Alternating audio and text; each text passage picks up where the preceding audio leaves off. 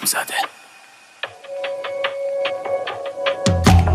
بذار همه ببینن کنار منی، بین همه آدم تو یار منی، تو دوایی و پرستار منی. 2 ثانیه دوره تو که خیلیه، علاقه ای که به تو دارم دلیه. بذار همه بدونن مال منی، مشکلیه. تو باشی دلم روبه، یه حال خوب اومد روبه، تو مدام روبروم باشی خوبه. حالا کنارم باش، بگو حتی تو بارم باش، میبینم تو رو حال میشم، جونم به فضاش. من عاشقم به جون تو، نمیتونم بدون تو.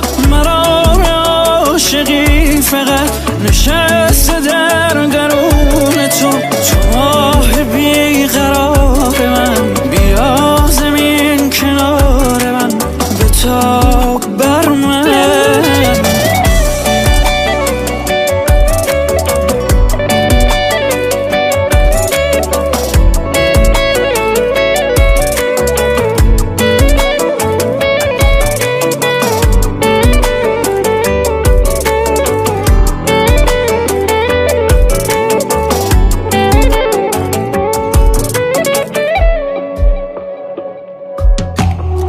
میدونی علاقه ما 2 طرف هست، میدونی نباشی هوا یه جوری خفه است که میخوام نباشم دیگه تو دنیا.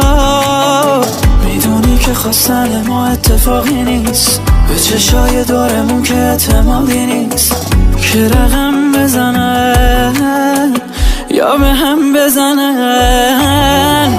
تو باشی دلم روبه، یه حال خوب اومد روبه، تو مدام روبروم باشی خوبه.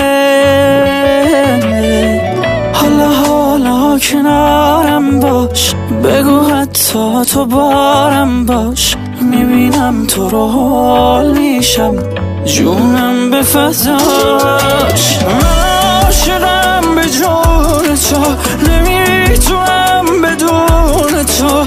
مرا عاشقی فقط نشسته در درون تو. تو ماه بیقرار من، بیا زمین کنار من، بتاب بر من.